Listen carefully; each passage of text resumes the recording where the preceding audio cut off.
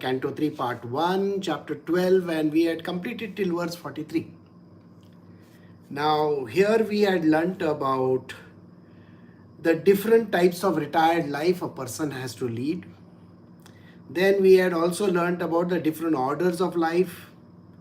Now, these are basically meant for people who have, like, they want to retire and they want to do certain things, and those who are spiritually inclined and so on. So we had done that, and all these had come from the body of Brahmaji. This is what we had arrived at. So today we are going to go further than that, and we are going to learn about how the other things manifested. So we are doing Srimad Bhagavatam, Canto 3, Part 1, Chapter 12. This is verse 44. The science of logical arguments, the Vedic goals of life, and also the law and order, moral codes, and the celebrated hymns, Bhu Bhuva Bhuvaswa, and all being manifested from the mouth of Brahma, and the Pranava Omkara was manifested from his heart. Now, what exactly are we talking about over here? Before the creation of a state, there is always the constitution which is written. These are set of laws, rules, regulations to keep order in the society. So in a similar fashion, Brahmaji, before he starts the creation, he needs to set the rules, regulations, and various other things in place. So in the first case, what he does is, it's called logical arguments. Most of the arguments in our world are illogical. There is no sense in them. But I am sure you have seen that when we go to court, the arguments more or less would have to be logical for the jury or the judge to take a decision. So you have to present your case properly. So any kind of logical argument means you have to present your case very, very clearly. And the argument has to be supportive. That means if you say certain words, they need to be supported by some kind of a documentary proof. You will find that in the court, normally it so happens that many people, when they give arguments, they support it by means of proof and they present it. And sometimes you will find that these people also present old cases as references. Now, the old cases as references is a very important thing for every person, because based on how the performance was previously, the new person can judge accordingly. Let us say there is a court case that has come up, and a similar court case might have happened a few years ago. And when that happens, you will find that the judge will normally take recourse to that particular case and will give a verdict accordingly. There is a very famous case which is called the Roe and Wade case. This happened in the United States. Now, you will find that this case is discussed many times. Similarly, there are some great judges whose cases are discussed also. In India also, we have the precedent where we also discuss cases way back from the past.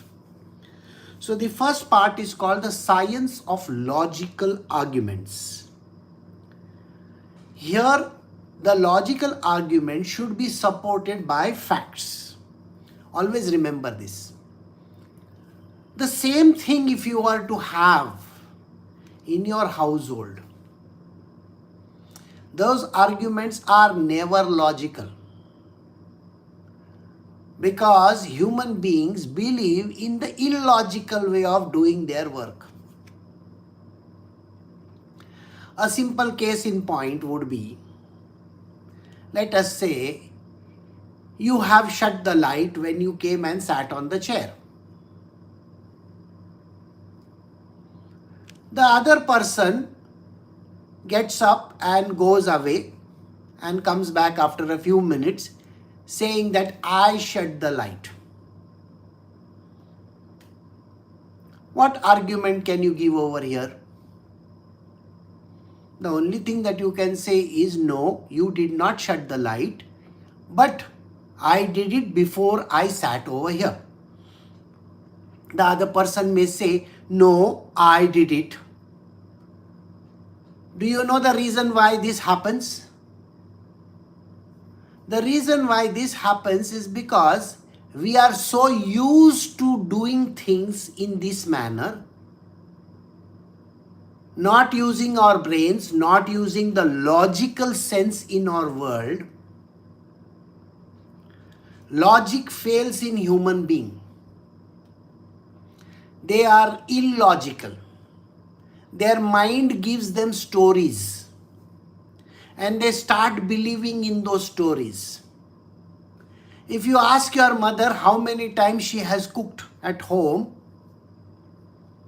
she will say 365 days in a year I have been cooking. But if you were to actually set a record and record the whole thing, you will find that she has cooked less than 200 days. She believes in her mind that she has cooked all days. So you have to understand there is no logic over here. It is her belief system. And we have to leave it at that, because idiots normally believe that they have done something whereas they have not done anything. I'm not calling a mother an idiot, but I'm calling her mind an idiot. Please understand this. Human beings love to call themselves as if they are some great God Almighty. There is no truth in the statement. Their mind gives one picture and then they behave in accordance with that picture. Then there are next things he talks about are the Vedic goals in life. Vedas have defined goals.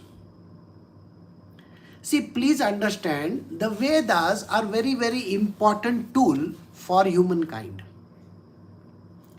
They create the framework for mankind. There are a couple of things which the Vedas talk about. The first one we can say is religion. Like I discussed yesterday, religion. The religious principles are those which give us the guidance towards goodness. The religion is a belief system. You have been forced into a belief system by religion. There is no proof in it. The proof which religion says is all supposed to be written in the books or scriptures, or great people have said that this is the proof, you got to take it from us. And the Vedas say you got to believe in them. See, please understand, religion is something which has been pushed down our throats with an acceptance theory. You have to start believing in it from day one. You have done it yourself. You go to a temple and you bow down and you clasp your hands together in the form of a prayer. Why are you doing that? Why do you go to a temple? Anybody has asked it, this question? No. Because you have started believing that is how it is. So religion is the first thing that the Vedas have told us to do, follow it. It is religious, you got to do it, you got to be a part of it. Second thing is development of your economy. The Veda teaches you economic growth. They will say what is good and what is bad, what is right and what is wrong. A simple example could be trading. Another could be lending. I'm sure these are certain things which you might have studied, and this is a part of the Vedic scriptures. The third one could be salvation. You are supposed to be saved. Knowing the truth, salvation. So these are a few things which came out from the Vedic goals. Then there was law and order. I think every country has a law and order. So we have our criminal practice code and we have so many other things, the criminal law, the law of torts. These kind of laws are there. Then the religious laws are also there. Now, all kinds of laws are there in the picture. We have constitutional law also. Properties and various other things. They are all covered by law. And there is a certain order to be followed. Then there are moral codes. Don't do this, do that. This is good for you, that is not good for you. These are moral codes that have been set us by the society. These all came from the mouth of Brahmaji. Remember this. And then the Gayatri mantra and then the Omkara. So these are a few things which came from the mouth of Brahmaji. Thereafter, the art of literary expressions, Usnik, was generated from the hair of the body of Prajapati. The principal Vedic hymns, Gayatri, was generated from the skin, Tristup from the flesh, Anustup from the veins, Jagati from the bones of the Lord of the living entities. Now here we are getting an idea about how poetry came into the picture. See, everything that is written in the past was in the form of a poem. Why? If I give you a prose, a literature, a prose, and I give you a poetry, which one will you be able to recite it better? The prose or the poetry? And which one will you remember? So you will find that poetry can be remembered very easily. But prose is very difficult to remember. Why? Because human brain is always attuned towards rhymes, a different kinds of a mixture in their mind. In the mind of the human beings, we play kind of music, sounds, and these sounds are rhyming. They create musical notes in our brain. You will find that many a times the music director of a movie or anything, he would be sitting over there and he would be dreaming of a tune. He dreams up a tune and then tunes the song to it. That means he takes the song and puts it in that tune. So first you make a tune and then you take the song, the words, and you put it in that tune. And then you modify the words so that they sound well. Then you put music into it. There are lots of other things that are required. So you will find that poetry is important for every human being. We remember poems. In India, we have the Ramayana and the Mahabharata. They are called epic poems. Correct? You have the Iliad and the Odyssey. These are very, very easy to remember. Even the Bhagavad Gita and the Srimad Bhagavatam is nothing but a poetry. I think you understand that. That is the reason why you may remember it. If you were to recite it, it would come off quite well. So that came from the different parts of Brahma's body. Then Brahma's soul was manifested as the touch alphabet, his body as the vowels, his sense as the sibilant alphabets. The strength as the immediate alphabet and the sensual activity. Oh, sorry, I've missed one verse. All right, sorry, I will do verse 46 now. The art of writing verse, Pankti, became manifested from the bone marrow, and that of Brahati, another type of verse, was generated from the life breath of the Lord of the living entities. Like I said, the poetry came about from the different parts of Brahma's body. Verse 47, Brahma's soul was manifested at the touch alphabets, his body as the vowels, his sense as the sibilant alphabets, his strength as the intermediate alphabets, and essential activities as the 7 notes of music. Now let us understand over here the alphabets and the music. These are 2 things we got to understand. You know, in English we have this do, re, mi, fa, sol, la, ti. You know, that kind of a thing. In our religion also, here in the Sanatana Dharma also, there is sa, re, ga, ma, pa, dha, ni. That is there. Now when we say, I said it in such a fashion that it is very harsh to hear. But if I were to say it sa, like that, you know, in a very musical manner, it would come off very well. Like you have seen this song, do, a deer, a female deer. It sounds very beautiful. It sounds very natural, you know. These are the notes of music. So you will find that there are some notes and there are some alphabets connected to the notes. Now, if you have to take that into account, you will find that your body is nothing else but the creation of these alphabets. You are like the alphabet soup. Every place you are an alphabet. Why? We have the various chakras. Every chakra has got a node. There is a node, point. Around it is surrounding a flower. The flower is not actually a flower. These are nothing but the different kinds of alphabets placed in a sequential manner. They create beautiful music in the human body.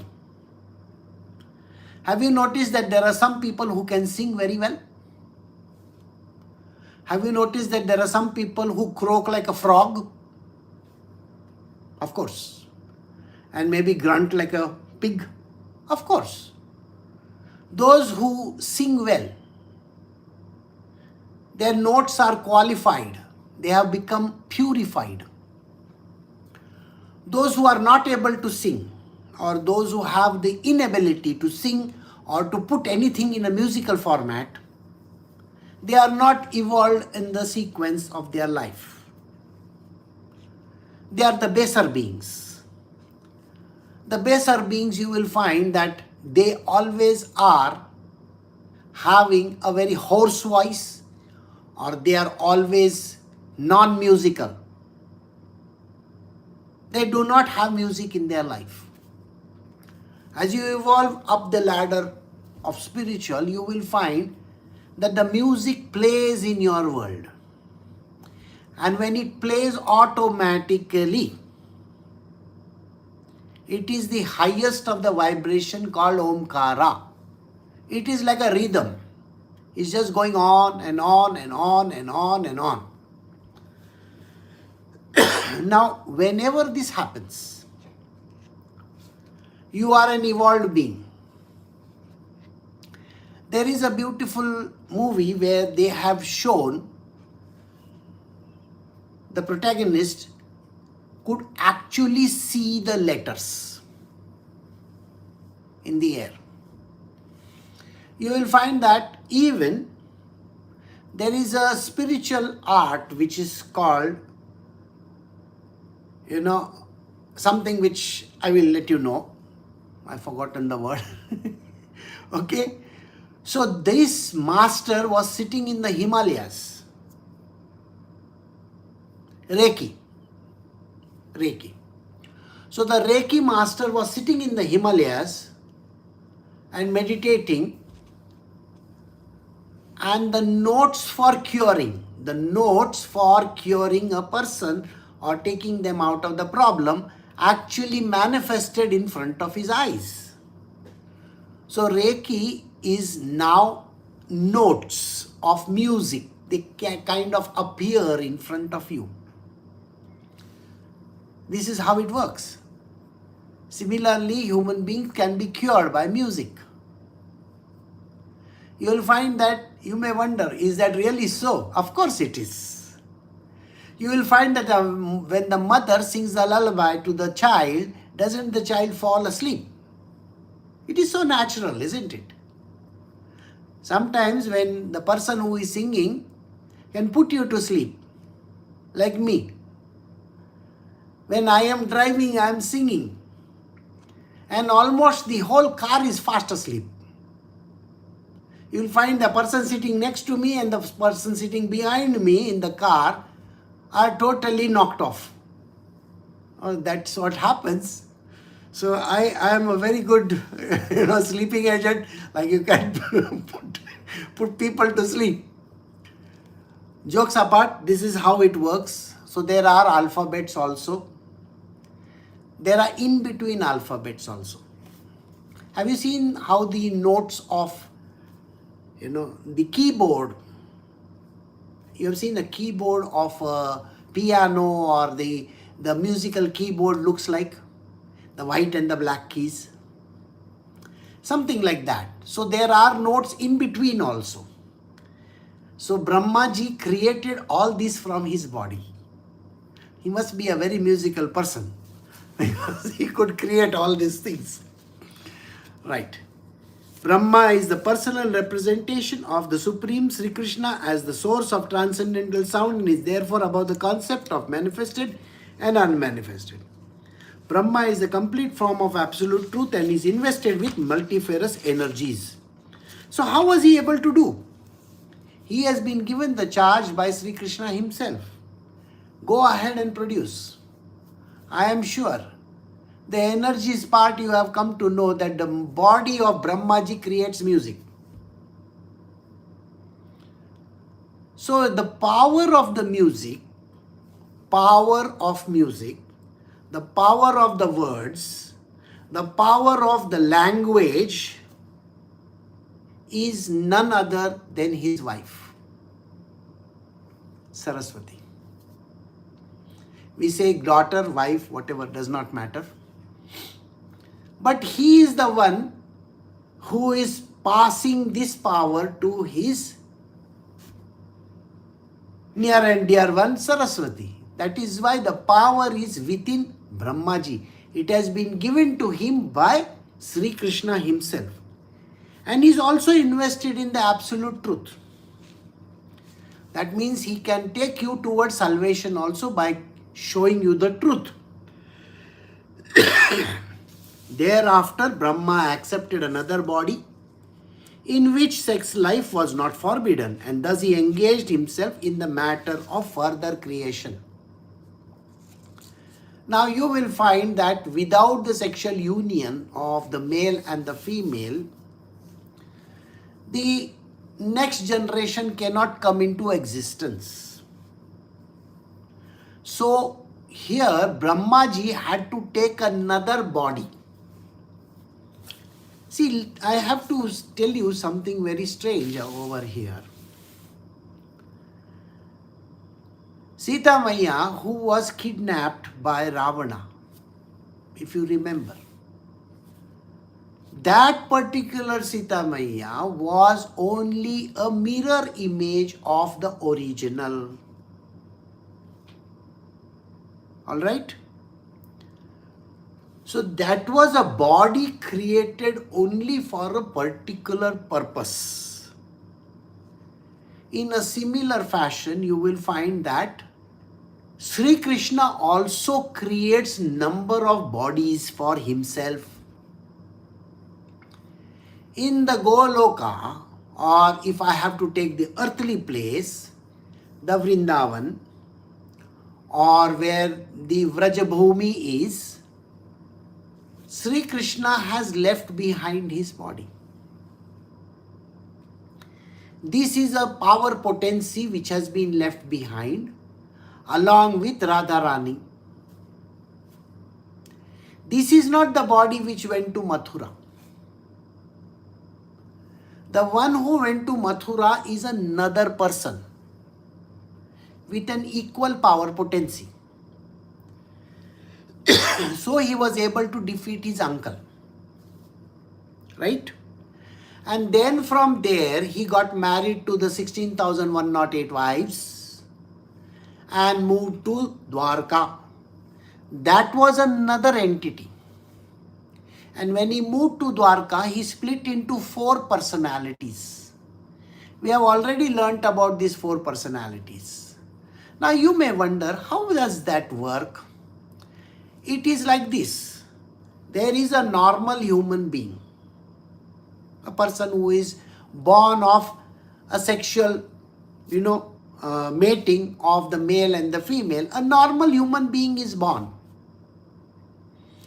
This normal human being may have no powers whatsoever, may not even have the divinity, may be a below average human being. But if the Divine Lord wants to pick up that body or that person and make it holy, it is possible. So Sri Krishna picks up 4 bodies along the way, which are Krishna, Balrama, Anirudh, Pradyuman. These 4 people are there, which you have heard of. So they are along the way, and he creates 4 entities out of them. There were 2 in Mathura, Krishna and Balram. And in Vrajbhumi, Vrindavan, there was only one Krishna and one Radha. The Radha is none other than the female potency of the same Sri Krishna. So you can say he created 2 of himself, Krishna and Radha. In Vrindavan, he created 2 of himself in Krishna and Balram, and he created 4 of himself in Dwarka. So Brahmaji also, because he has to perform an act which is more human, that is why he takes up a human body like that, so that he can procreate. O son of Kurus, when Brahma saw that in spite of the presence of the sages of great potency, there was no sufficient increase in the population, he seriously began to consider how the population could be increased. So you will find that in the first Yuga, there were a lot of these Rishi Munis. Just like his 4 sons, if you remember. Sanak, Sanatan, those. So what happens is, these sages were not interested in procreating. They were not interested in it at all. Because they were very sattvic in nature and they were very godly in nature. You want to move towards realization and those kind of things. Religion. So when he found that there is a difficulty, which I think more than 90% of the world countries are finding it, nobody wants to reproduce today. It's a very big problem in this world today. So in a similar fashion, the problem was there. So he had to do something. So what did he do? Brahma thought to himself, alas, it is wonderful that in spite of my being scattered all over, there is still insufficient population throughout the universe. There is no other cause for this misfortune but destiny. While he was thus observed in contemplation and was observing the supernatural powers, 2 other forms were generated from his body. They are still celebrated as the body of Brahma. So what happens? Brahmaji looks at all these people that he has created, and they are very sattvic. They are not interested in having any relations with any women, and they are just living just like that. So these people, they were not suitable for creating the next generation. So Brahmaji was very upset about it, and he said, oh, I created this world so that it increases in number. People, places, and trees, plants, this, that, animals, birds, everything has to increase. But the human beings are not interested. What to do? So he had to create something of his own. So he contemplated and he thought very deeply. And from his own body, 2 forms were generated. The 2 newly separated bodies united together in a sexual relationship. One of them, the one who was the male form, became the Manu named Swayambhu, And the woman became known as Satrupa, the queen of the great soul Manu. Thereafter, by sex indulgence, they gradually increased generation of population one after the other. O son of Bharata, in due course of the time, he Manu begot the Satrupa 5 children, 2 sons, Priyavrata and Uttanpada, and 3 daughters, Akuti, Devuti and Prasuti. And then we are in the last verse, which says, the father Manu handed over his first daughter Akuti to the sage Ruchi, the middle daughter to Devahuti, to the sage Kardama, and the youngest Prasuti to Daksha. From them all the world filled with population. So from his body came 2 very interesting people. They came out. One became a male, one became a female. You will find that this is a creation of the first man and the first woman. And from them they had 5 children. These 5 children are Priyavrata and Uttanpada, that is the 2 sons, and the 3 daughters, Akuti, Devuti and Prasuti. Then the father handed over these children to different the females. He handed it over to different Rishi Munis over there, and Ruchi, Kardama and Daksha. And that is how the world got filled with population. So we have come to the end of this chapter 12. We are going to stop over here for today just now. And I will tell you the story of Manu tomorrow, because it's a very, very interesting story. We should know about it. So I will stop over here. Recording